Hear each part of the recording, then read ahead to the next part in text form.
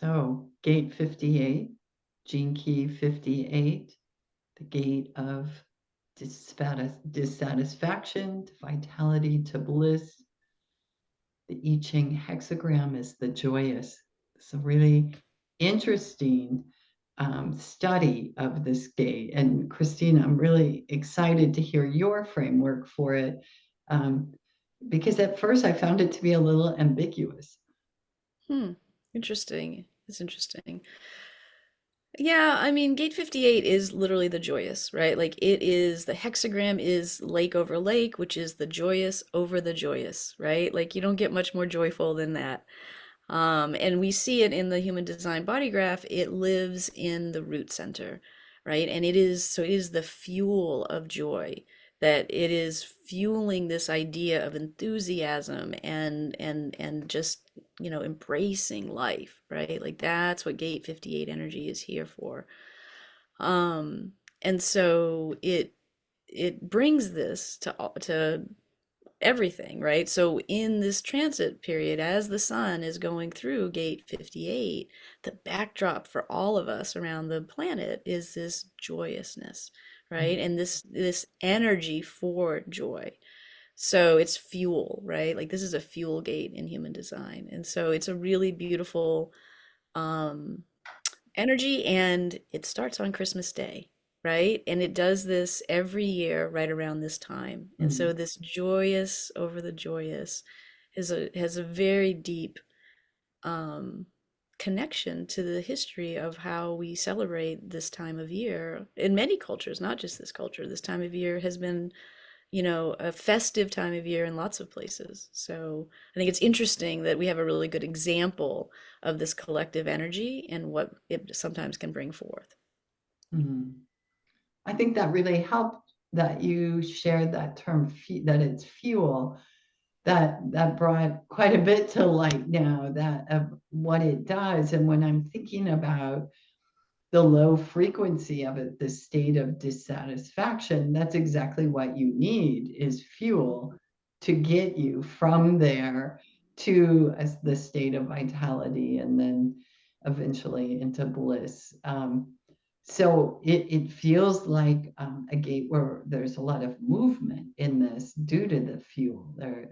There's a lot of energy, and if I'm thinking about um, the I Ching and the hexagram, the joyous, and I love the way Hillary Barrett opens this up with talking about promising the beginning of a conversation to listen and respond, Mm. and in that conversation is where the fuel for joy exists, right? Yeah, yeah, yeah, yeah. And also, Gate 58 is what we would consider, what we do consider a collective energy, right? It's a collective circuit. It's here to share joy, right? So it's this idea of like giving fuel to not just your own internal joy, right? Like it's about we want to bring joy, and it connects in human design. It connects to the gate of corrections, right? And so corrections is very much about seeing what's wrong, seeing what could be fixed, seeing what could be improved,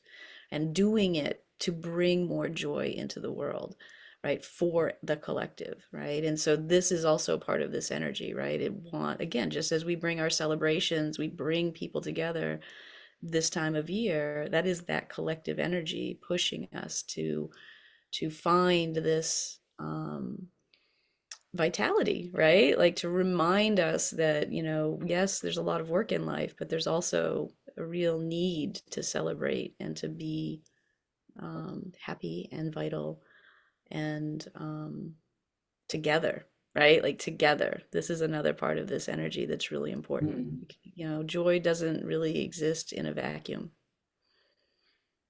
And to find that joy in the space, like sort of what I call we space. They're like we have we space, the three of us right now. And there's something happening here that can't happen if we're just sitting by ourselves. Right. So rather than expecting how we're going to find that joy, is like to step into the space with others and let it show itself. The Mm. Buddhistic, us actively participating rather than um, trying to control it in some way. Yeah, or actively seeking it. Was interesting because as Christine, as you were talking about it, and I would imagine you too, I really started feeling this right in my heart center and this coming up. And I think so often we've been conditioned to look for joy here Mm. when what's happening right here of, having conversations in the moment and being completely present to one another, that's really where true joy exists. The natural joy that comes up from this wellspring inside. Yeah. Yeah, absolutely. And this, again, this is the energy, this is the adrenalized energy to do that, right? And so this backdrop, as we're, paying attention through our calendaring, like what is, like, do I feel more energy to make this happen, right? And to be present in this way. I think it will actually should show up for people, right? Especially this time of year. Well, it could be misleading because of the terms that we're applying to it here, this energy and fuel. But, and I think the reason why it's misleading is because we think that means we need to be out doing things. And the truth is, there's nothing that takes more energy than being present. Yeah. And that requires us to be to all parts of ourself, right? To show up in a full way. And I know in reading Richard Rudd's descriptions of this gene key, the words about emotional calm and mental stillness, that requires incredible energy, right? Just to stay. And I just reflect back on early teachings a long time ago from Pema Chodron about, sitting and being in the present moment and having that voice that just says, stay, stay, stay. And what a beautiful time to practice this during the holidays when we might be around family members that make us want to run or escape to the other room at the least. Yeah. Yeah. Well, it is a root energy, right? It lives in our root center, and it is this, you know, place where most of the energies in that center are active. They do want, the fuel is about moving. So, but that isn't the only way we use our energy, right? Like, definitely it takes energy to be still. So, um, it's just interesting that we can connect with that. Yeah, and know that it's there to help us be still if that's what's needed. So I think that's really important. It strikes me at this time of year that expectations would be a real nemesis in terms of tapping into this particular gene key, because there so many of us have expectations of like how Christmas is going to go and how people are going to behave, and there's so much disappointment that comes when the expectations aren't met. Mhm. And so to move into this time recognizing that we maybe need just to be more open to allowing that joy to come to us rather than deciding how it's going to come to us. Mhm. Really Yeah. useful. Yeah, and it's interesting because I think one of the shadowy sides of Gate 58 is this kind of perfectionism, right? Where you want more joy, you see the things that need to be improved in the world or in yourself or wherever, and they aren't yet perfect, right? And so people can get stuck in that too. And so that exists as well. You're right. Yeah, and again, in our conversation, this is all becoming a lot more clear as I was making notes and considering again the hexagram, and because there's no clear ending, something isn't necessarily resolved in hexagram 58 because the outcome is unknown. And are you going to attach yourself to something external that leads you somewhere that you don't belong, or do you stay with the moment? So that's a really interesting wave to that. We don't necessarily resolve this, and I'm curious about the astrology of these 5 days because we're in Capricorn, right, Christine? Hmm. Yeah. And through this whole period, correct? So there's not a shift. No, right. And it's a cardinal, like Capricorn's a cardinal earth sign, right? So again, there's this earth, there's this grounding energy as well through the Capricorn lens as well. Um, and cardinal, it's not a, I don't know as much about it, but I think it's the beginnings of things. Is that true? Mhm. Right? So there is some of that energy is going to be present as well, right? Maybe it's a good moment to begin this practice of recognizing what makes you happy, right? And acting on it, right? What brings you joy? And or what is it that brings you joy that you can then naturally bring to the collective? Because again, this is a collective energy talking about how to share what lights you up with the world. Yeah. Isn't it interesting that this is a time of year where there's a lot of giving? Mm, It's like there's like so many things that are happening in the community that are trying to help people that are struggling, and that's just become a sort of a natural way of being at this time of year in mhm. this transit. Yeah. Yeah.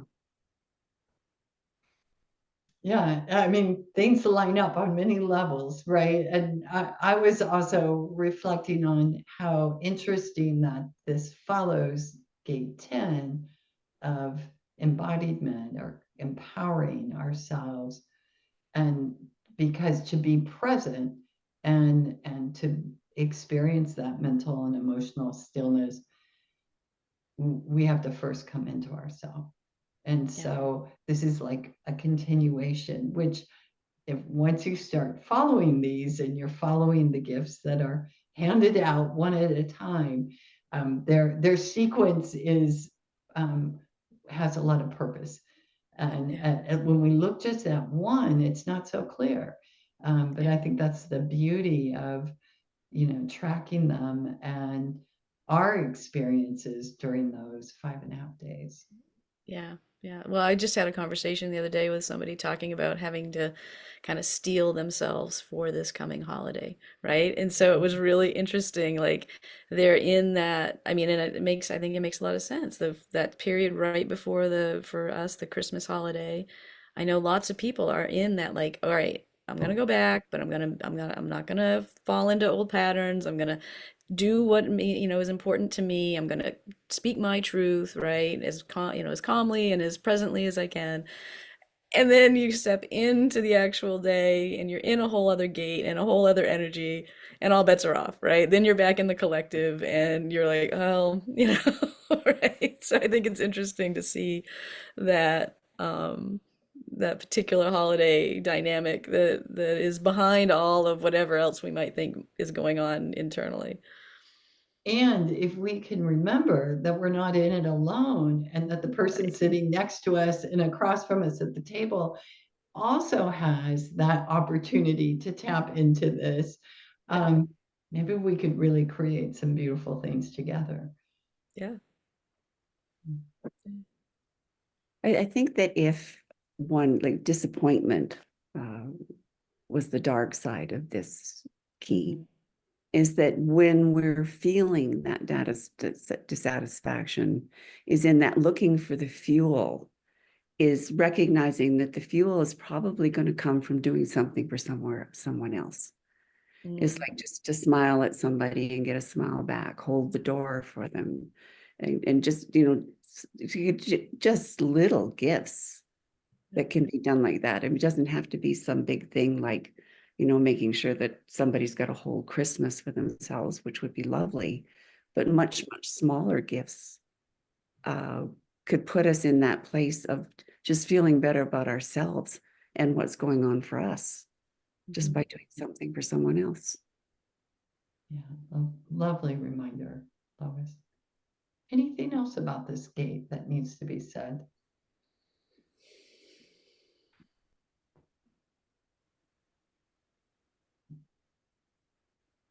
No, No, I think we've covered it. good, good. Feels complete until we get to the next one.